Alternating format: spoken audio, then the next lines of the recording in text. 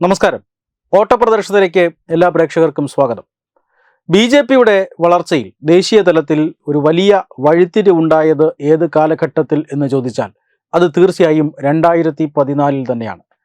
2014 നടന്ന ലോക്സഭാ തെരഞ്ഞെടുപ്പിൽ പ്രധാനമന്ത്രിയായി നരേന്ദ്രമോദി ഏൽക്കുന്നു. അതിനുശേഷം പാർട്ടി ദേശീയ അധ്യക്ഷനായി അമിത്ഷാ വരുന്നു. അതോടുകൂടിയാണ് പാർട്ടിയുടെ വളർച്ചയ്ക്ക് ഒരു പുതിയ വേഗതയും പുതിയ ദിശാബോധവും ഉണ്ടായത്.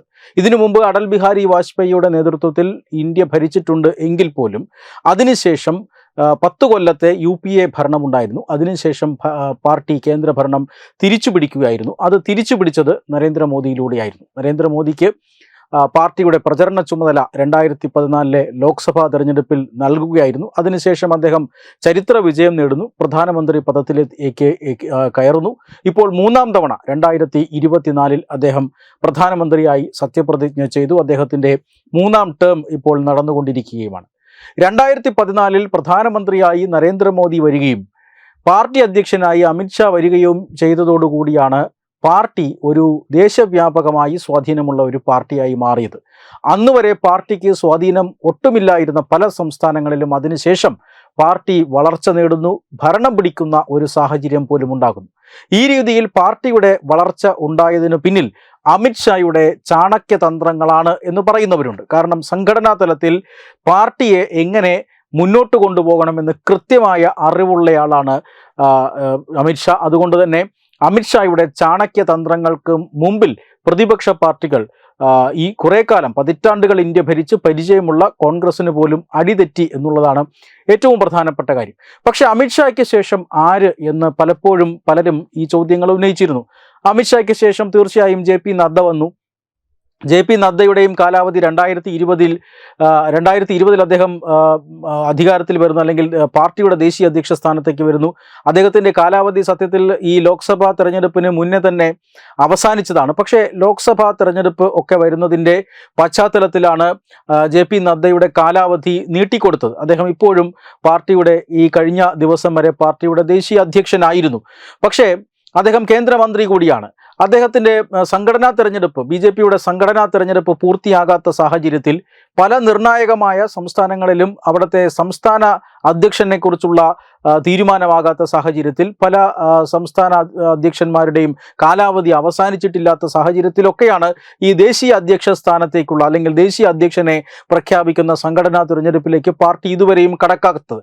അതിന് സമയമെടുക്കും. ആ സമയം തീർച്ചയായും സമയമെടുത്തു തന്നെ പാർട്ടിയുടെ ദേശീയ അധ്യക്ഷൻ ഉണ്ടാകണം എന്ന ഒരു തീരുമാനത്തിലാണ് പാർട്ടിയുടെ ദേശീയ നേതൃത്വം. അതിൻ്റെ പേരിലാണ് JP നദ്ദ ഇത്രയും കാലം തുടർന്നത്. പക്ഷേ ഇപ്പോൾ പാർട്ടിയുടെ ഒരു നിർണായകമായ ഘട്ടം എത്തിയിരിക്കുകയാണ്. കാരണം പശ്ചിമ ബംഗാൾ, അസം, തമിഴ്നാട്, കേരളം, പുതുച്ചേരി എന്നീ സംസ്ഥാനങ്ങളിൽ 5 സംസ്ഥാനങ്ങളിൽ വളരെ നിർണായകമായ ഒരു നിയമസഭാ തെരഞ്ഞെടുപ്പ് നടക്കാനിരിക്കുന്ന ഒരു സാഹചര്യമാണ്.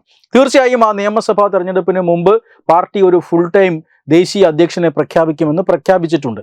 പക്ഷേ അതിനു മുമ്പ് ഈ തെരഞ്ഞെടുപ്പ് ഒരുക്കങ്ങൾ, ഈ സംസ്ഥാനങ്ങളിൽ നടക്കുന്ന തെരഞ്ഞെടുപ്പിൻ്റെ നേതൃത്വം, അതിൻ്റെ മോണിറ്ററിംഗ്, ഇതെല്ലാം നടത്താൻ തീർച്ചയായും ഒരു മുഴുവൻ സമയ വർക്കിംഗ് പ്രസിഡന്റ് വേണം എന്ന ഒരു തീരുമാനത്തിലാണ് പാർട്ടി ഇപ്പോൾ എത്തിച്ചേർന്നിരിക്കുന്നത്. പാർട്ടിയുടെ പാർലമെന്ററി ബോർഡ് ആണ് ഇങ്ങനെ ഒരു തീരുമാനമെടുത്തത്. അതിൻ്റെ ഭാഗമായിട്ട് ബീഹാറിൻ്റെ പൊതുമരാമത്ത് മന്ത്രി നിതിൻ നബിനെ ഇപ്പോൾ പാർട്ടിയുടെ ദേശീയ വർക്കിംഗ് പ്രസിഡന്റായി ഇന്ന് തീരുമാനിച്ചിരിക്കുകയാണ്. എന്ന് പറഞ്ഞാൽ അടുത്ത നിയമസഭാ തെരഞ്ഞെടുപ്പ്, നേരത്തെ സൂചിപ്പിച്ചതുപോലെ കേരളമടക്കമുള്ള 5 സംസ്ഥാനങ്ങളിൽ നടക്കുന്ന നിയമസഭാ തെരഞ്ഞെടുപ്പ്, ആ നിയമസഭാ തെരഞ്ഞെടുപ്പ് നടക്കുന്നതിന് തൊട്ടു മുമ്പ് പാർട്ടി ദേശീയ അധ്യക്ഷനെ സംഘടനാ തെരഞ്ഞെടുപ്പ് വഴി പ്രഖ്യാപിക്കും. അങ്ങനെ പ്രഖ്യാപിക്കുന്നതിന് തൊട്ട് മുമ്പ് വരെ ഇത്തരത്തിൽ ദേശീയ അധ്യക്ഷനായി പ്രവർത്തിക്കുക എന്നുള്ളതാണ് വർക്കിംഗ് പ്രസിഡന്റിന്റെ ചുമതല. പാർട്ടിക്ക് അങ്ങനെ JP നദ്ദയെ കൂടാതെ, അല്ലെങ്കിൽ JP നദ്ദയെ വഴിമാറുന്നു. പകരം വർക്കിംഗ് പ്രസിഡന്റായി നിതിൻ നബിൻ ചുമതലയേൽക്കുകയാണ്. നിതിൻ നബിൻ ബീഹാറിലെ പ്രമുഖനായ നേതാവാണ്. വെറും 45 വയസ്സ് മാത്രം പ്രായമുള്ള ഒരു വ്യക്തിയാണ് ഈ പാർട്ടിയെ ദേശീയ തലത്തിൽ നയിക്കാൻ ഇപ്പോൾ നേതൃത്വം ചുമതലപ്പെടുത്തിയിരിക്കുന്നത് എന്നുള്ളതാണ് ഏറ്റവും പ്രധാനപ്പെട്ട കാര്യം.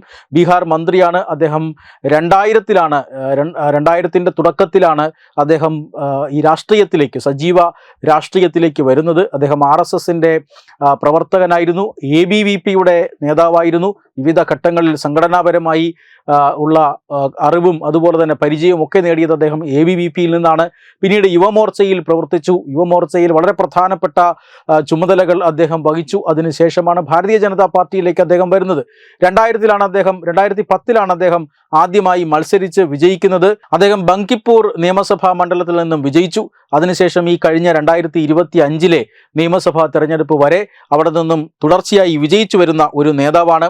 ഭാരതീയ ജനതാ പാർട്ടിയുടെ ഏറ്റവും പ്രധാനപ്പെട്ട ഒരു നേതാവായ യശശരീരനായ നബിൻ കിഷോർ സിൻഹയുടെ മകൻ കൂടിയാണ് അദ്ദേഹം. അദ്ദേഹത്തിൻ്റെ മരണശേഷമാണ്, നബിൻ കിഷോർ സിൻഹയുടെ മരണത്തിന് ശേഷമാണ് സജീവ രാഷ്ട്രീയത്തിലേക്ക് വരുന്നത്.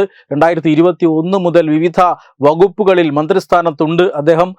പൊതുമരാമത്ത് വകുപ്പ് മന്ത്രിയായും അർബൻ ഡെവലപ്മെന്റ് മന്ത്രിയുമായും ഒക്കെ പ്രവർത്തിച്ചിട്ടുണ്ട്. എന്ന് പറഞ്ഞാൽ ഭരണരംഗത്തും അതുപോലെ തന്നെ സംഘടനാ രംഗത്തും ഒരുപോലെ വലിയ അനുഭവ സമ്പത്തുള്ള ഒരു നേതാവാണ് BJP-യുടെ ദേശീയ അധ്യക്ഷ സ്ഥാനത്തേക്ക് വരുന്നത് എന്നുള്ളതാണ്. ഈ നിതിൻ നബിൻ സംഘടനാ രംഗത്തും അതുപോലെ തന്നെ ഭരണരംഗത്തും കഴിവുള്ള ഒരു വ്യക്തി മാത്രമല്ല, തെരഞ്ഞെടുപ്പ് തന്ത്രജ്ഞൻ എന്ന നിലയിൽ കൂടി അദ്ദേഹം പ്രശസ്തനായ ഒരു വ്യക്തിയാണ്. പാർട്ടി പലപ്പോഴും പല നിർണായക തെരഞ്ഞെടുപ്പുകളുടെയും ചുമതല നിതിൻ നബിനെ ഏൽപ്പിച്ചിട്ടുണ്ട്.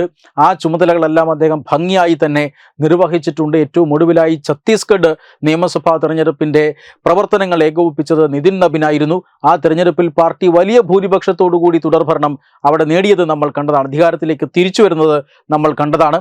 ഈ രീതിയിൽ തെരഞ്ഞെടുപ്പ് തന്ത്രങ്ങൾ ആവിഷ്കരിക്കുക, പാർട്ടിക്ക് വേണ്ടി തെരഞ്ഞെടുപ്പ് തന്ത്രങ്ങൾ ആവിഷ്കരിക്കുക, തെരഞ്ഞെടുപ്പിൽ പാർട്ടിയുടെ ഏറ്റവും പ്രധാനപ്പെട്ട നീക്കങ്ങൾക്ക് നേതൃത്വം നൽകുക, ഇതിനെല്ലാം വളരെ പേര് കേട്ടിട്ടുള്ള അനുഭവ സമ്പത്തുള്ള ഒരു നേതാവാണ് നിതിൻ നബിൻ. ആ നിതിൻ നബിനാണ് അടുത്ത നിയമസഭാ തെരഞ്ഞെടുപ്പുകൾ വരെ എന്ന് പറഞ്ഞാൽ ഈ കേരളം അടക്കമുള്ള, തമിഴ്നാട് അടക്കമുള്ള, അസമും പശ്ചിമ ബംഗാളും അടക്കമുള്ള ഈ സംസ്ഥാനങ്ങളിലെ എല്ലാം തെരഞ്ഞെടുപ്പ് BJP-ക്ക് വളരെ നിർണായകമാണ്. കേരളത്തിലെ തെരഞ്ഞെടുപ്പുകൾ പോലും നിർണായകമാണ്. ആ തെരഞ്ഞെടുപ്പുകൾക്ക് നേതൃത്വം നൽകാനായി നിതിൻ നബിൻ എത്തുകയാണ്. നിതിൻ നബിൻ എത്തി വർക്കിംഗ് പ്രസിഡന്റ് എന്ന നിലയിൽ അദ്ദേഹം പാർട്ടിയുടെ ദേശീയ തലത്തിൽ തന്നെ പ്രവർത്തനങ്ങൾ ഏകോപിപ്പിക്കും. ഈ സംസ്ഥാനങ്ങളിലേക്ക് നടക്കുന്ന തെരഞ്ഞെടുപ്പിന് മുമ്പായി മുഴുവൻ സമയ ദേശീയ അധ്യക്ഷനെ പ്രഖ്യാപിക്കാനുമുള്ള സാധ്യതയുമുണ്ട്. വെബ് ഡെസ്ക് തത്വമൈ ന്യൂസ്.